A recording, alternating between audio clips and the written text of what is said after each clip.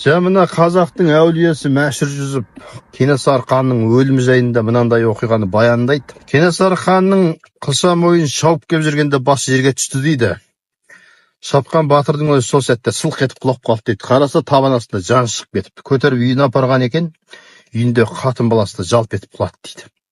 Сол сәтте қырғыздарға Кенесары ханды өлтіргені уайым болды дейді. Соны өлтіргендердің ұрпақтарына дейін бүгінге дейін тоз-тоз болып жоғалып кетті, ешқайсысы оңбады дейді Мәшір Жүсіп. Сол өлтіргендердің ішінде Жантай деген төресі болыпты, өлтіруге қарсы болыпты кеңесінде. Бірақ жаңағы бас терісін сойып императорға жібергендердің ішінде болыпты. Шабдан деген төресі, жаңағы Жантай төрелері орыстың императорының алдында атақ абырой жинады дейді сол арқылы. Кейін мына Кенесары ханның баласы Ахмет төре патша императордың таққа отыру мәжілісіне шақыртумен барған кезде қырғыздың жаңағы Шабдан деген төресі барды дейді. Сол мәжілісте Шабдан төре орнынан көтеріліп біраз сөйлесе керек. Сонда жаңағы Ахмет төре айтты дейді оған: бұл мәжілісте аузынан да қолынан да іс келетін әлемнің небір қулары сөйлесе жарасады екен.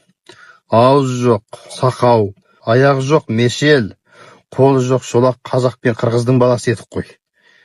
Екемізді кісі қылып адам қылып бұл жерге әкеп тұрғаны, екеміз мінгесіп келіп отырған бір өліктің денесі ғой деп айтты дейді.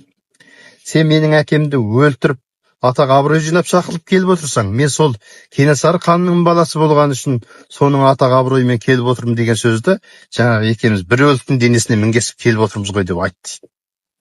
Бұрынғылар сөз сөйлемейтін, сөйлесе тұспалдап, түйіп, сай сүйегіңді сырқыратып ар жағына жеткізіп айтатын болған. Міне ағайын, көріңіздер. Мәшір Жүсіптің әңгімесі осылай. Бір өліктің денесіне мінгесіп келіп отырмыз ғой деп айтты жаңағы қырғыздың төресіне. Қараңыздаршы.